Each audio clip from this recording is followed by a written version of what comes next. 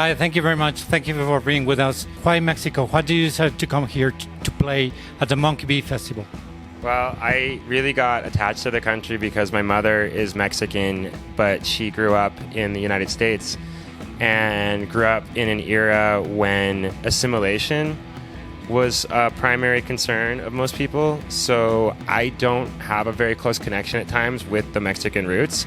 And it's only been recently, since my grandmother passed away, that I've been coming out here and getting to know my family members that live in Mexico City and really getting to know the scene here.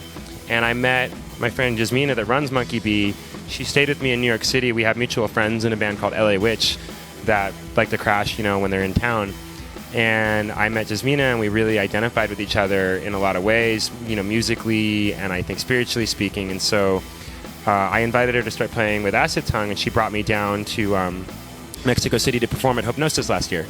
So I came into town and I just loved it, and I've been coming back very, very often since then. And I think this is the fourth time I've been in town in a year. And so when she wanted to do MONKEYBEE Festival, she asked me to help through Freak Out Records because I've been throwing my own festival for 7 years.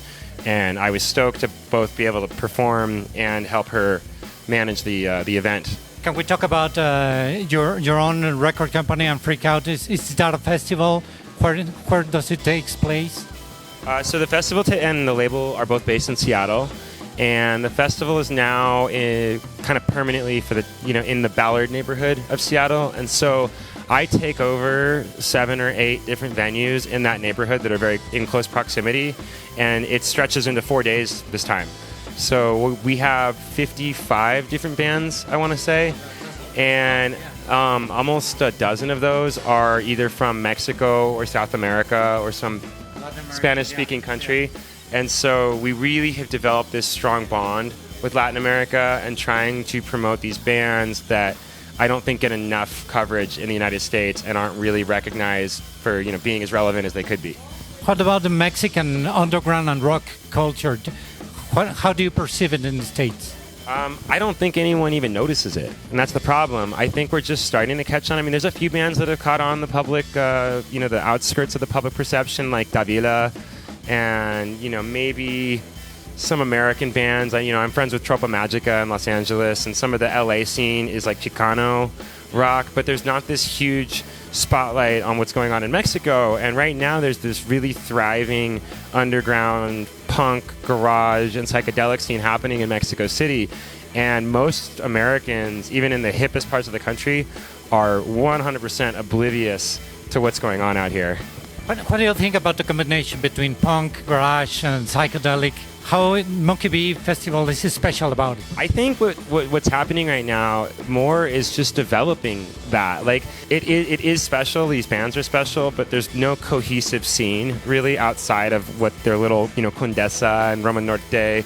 Like they have a little thing going on here, and that's it. And I think it's trying to really draw as much attention from the United States as it is from most of Mexico. And I'm starting to see these bands break out of Mexico City and start traveling to Guadalajara and Monterrey and all these other big cities in Mexico, and it's really cool to kind of see them band together. I don't think I really thought that punk related super well to psych, until I've started seeing these bands play together, and it really fits, and I don't think it's really as much the sound as it's the attitude of all these bands. It's an attitude thing.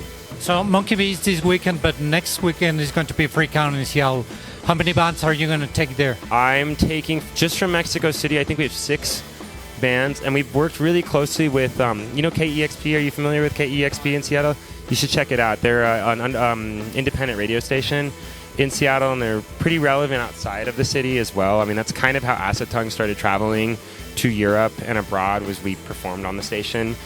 And they have a show called El Sonido that is all Latin American and Spanish-speaking bands, and so they're really helping us curate these artists and bring them out each year. And they've even last year had the consulate helping pay for some of the travel and things like that. And so we're building a close relationship with KEXP and specifically El Sonido to try and do this every single year.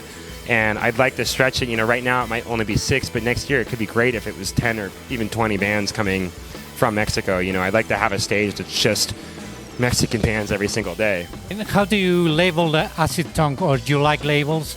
What kind of rock do you play? I don't know if I can label it, honestly. I think it kind of jumps between genres constantly. So we do everything from psychedelic to R&B to soul to some of the songs sound like stoner rock. You know, yeah. Finally, can you invite the people to attend to MONKEYBEE Festival this weekend?